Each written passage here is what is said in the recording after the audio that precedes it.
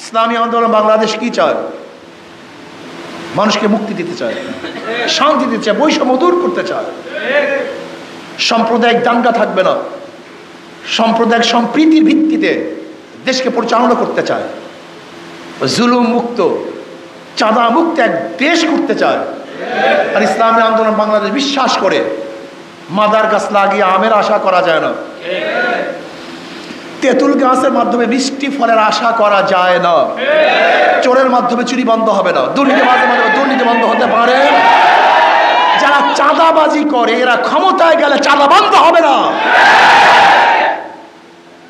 যারা জুলুম করে এরা ক্ষমতায় গেলে জুলুম বন্ধ হবে না।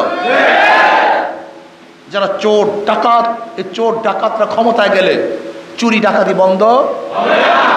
আপনারা কি চান? বারবার রক্ত দিবেন, বারবার সংগ্রাম করবেন? আর কোনো মার্কা আমরা দেখতে চাই না, আর কোনো আদর্শ নীতি আমরা দেখতে চাই না। আমরা দেখতে চাই মদিনাওয়ালার নীতি, মদিনাওয়ালার আদর্শ। আব্রাহাম লিঙ্কন, কার্ল মার্কস, মাওসুদুরকে নেতা মানতে চাই না, মদিনাওয়ালাকে নেতা মানতে চাই, অন্য কাউকে নেতা মানতে চাই না। জনাবে মুহাম্মদ রাসূলুল্লাহ সাল্লাল্লাহু আলাইহি আমাদের নেতা, তার আদর্শ অনুযায়ী দেশকে করতে চাই। আর আমি বিশ্বাস করি জনাবে মুহাম্মদ রাসূলুল্লাহ সাল্লাল্লাহু আলাইহি ওয়াসাল্লাম আদর্শ যদি বাস্তবায়ন করতে পারি তাহলে প্রত্যেকটা মানুষ শান্তি পাবে, মুক্তি পাবে। আমার মা বোনেরা ন্যায্য অধিকার ভোগ করতে পারবে। শ্রমিক, ঋষি, কামার, মজদুর, জেলে, তাঁতি সবার মর্যাদা বৃদ্ধি পাবে। এবং অধিকারের জন্য শ্রমিকদেরকে আর রাস্তা নামতে হবে না, বরং সরকার তাদের অধিকার তার দায়িত্বে প্রতিষ্ঠিত করবে।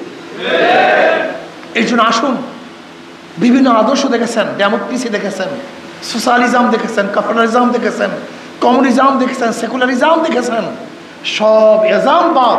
এবার ইসলামিজম আমরা দেখতে চাই। বহু নেতা দেখেছেন, সমস্ত নেতাবাদ। এবার মদিনাওয়ালার চেহারার সাথে যার চেহারা মিলে, মদিনাওয়ালার আদর্শের সাথে যার আদর্শ মিলে, এরকম নেতা আমরা দেখতে চাই, অন্য সব নেতাবাদ। আর আমি বারবার একটা কথা বলি, আমাদের মার্কার মধ্যে ধোঁকাবাজি। যেমন আমরা যারা নৌকা নিয়ে নির্বাচন করি, নৌকা কারা চালায়? গরিবরা, মনে করে গরিবের প্রতীক। কিন্তু যারা নৌকা নিয়ে নির্বাচন করে তারা নৌকা চালাতে পারে না। ধান কাটা, ধানের শীষ গরিবদের প্রতীক, কিন্তু যারা ধান নিয়ে নির্বাচন করে তারা ধান কাটতে। নাঙ্গল গরিবরা চালায়, নাঙ্গল কে বহন করে? গরিবরা, গরিবদের প্রতীক। কিন্তু যে নির্বাচন করে সে নাঙ্গল চালাতে পারে না।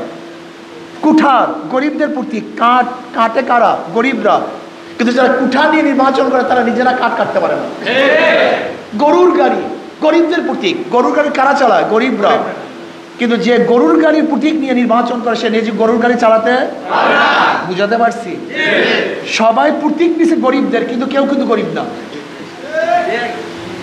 প্রত্যেকে প্রতীক নিছে গরিবদের, কিন্তু কেউ সেই গরিবের প্রতীক নিচে চালাতে পারে না। তার মানে তাদের প্রতীকের সাথে ধোঁকাবাজি আছে। কিন্তু ইসলামী আন্দোলনের প্রতীক হলো হাত পাখা। এটি এমন এক প্রতীক যে নির্বাচন করে সেও চালাতে পারে, যারা করে তারাও চালাতে পারে। এটা পুরুষরাও চালাতে পারে, মেয়েরাও চালাতে পারে। সব মার্কা ফেল করে, কিন্তু হাত পাখা ফেল করে না। হাত পাখা শান্তির প্রতীক। কেউ কোনো মার্কা নিয়ে ঘুমায় না, বিছানে রাখে না। নাঙ্গল নিয়ে কেউ ঘুমায় না, ধানের শেষ দিয়ে কেউ ঘুমায় না, নৌকা বুকে দিয়ে কেউ ঘুমায় না। হাত পাখা এমন এক প্রতীক, সেটা বুকের মধ্যে, কলিজার মধ্যে নিয়ে এসে ঘুমায়।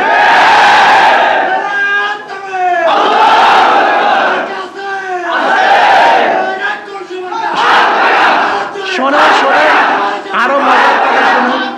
ইসলামী আন্দোলন প্রথমেও ইসলাম মানে শান্তি। ইসলাম মানে কি? তাদের প্রতীকও দেখছেন অবস্থাটা কি? নামেও শান্তি, প্রতীকও শান্তি। যাদের নামেও শান্তি, প্রতীকও শান্তি, এরাই যদি ক্ষমতা যায় তাই বাংলাদেশের মানুষও শান্তি। আমি বিশ্বাস করি আল্লাহ পাক রব্বুল আলামিন আমাদের কথা এবং কাজের সাথে মিল রেখেছেন। ইসলামী আন্দোলন বাংলাদেশ প্রথম থেকে শুরু করে আজও পর্যন্ত কথা এবং কাজে মিল। গতকালকে এক কথা, পরের দিন আর এক কথা। লন্ডনে যাওয়ার আগে এক কথা, লন্ডন থেকে আসার পরে আর এক কথা। বুয়ার কাছে গেলে এক কথা, বুয়ার থেকে বের হইলে ভিন্ন কথা। ইসলামী আন্দোলন বাংলাদেশ রুমেও যা বলে, মাঠেও তাই বলে, গোপনেও যা বলে, প্রকাশ্যে একই কথা বলে। এর ইসলামী আন্দোলন কোনো গোপন কোনো কথাই নেই। ইসলামী আন্দোলনের গোপন কোনো কথা নেই, আমাদের কথা সব প্রকাশ, সব প্রকাশ্যে।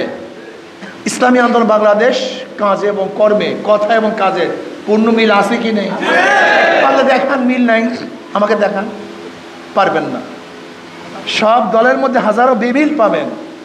ইসলামী আন্দোলন বাংলাদেশ যা বলে তাই করে। ভুল করলে, অন্যায় করলে মাপ চায় ওপেনে, সবার কাছে মাপ চায়, আল্লাহর কাছে মাপ চায়। আবার যদি তারা ঠিক কাজ করে, গোটা দুনিয়ার মানুষ তাকে গিবা শিকায়ত করলেও তাদের কিছু আসে যায় না, তোয়াক্কাই করে না। ইসলামী আন্দোলনের প্রতি এমন কোনো গিবাদ নাই, শিকায়াত নাই, অভিযোগ নাই যা করা হয় নাই, কিন্তু থামাতে এটা সুন্নাত। কিভাবে সুন্নাত? নবী আলী সাল্লাল্লাহু আলাইহি ওয়াসাল্লামের উপর এমন কোনো অপবাদ নাই যে অপবাদ দেওয়া হয়নি। কিন্তু নবী আলী সাল্লাল্লাহু আলাইহি ওয়াসাল্লাম মিশন কি থেমে গেছে না বাড়তেছিল? ঠিক ইসলামী আন্দোলনের উপরে যত বেশি বিপদ আসবে, যত বেশি দুর্নাম আসবে, ইনশাআল্লাহ থেমে থাকবে না, বরং বাড়তেই থাকবে। কাজে আল্লাহ আমাদের সবাইকে ইসলাম অনুযায়ী নিজেকে গড়ার ভিত্তিতে সমাজকে ইসলাম অনুযায়ী গড়ার তৌফিক দান করেন।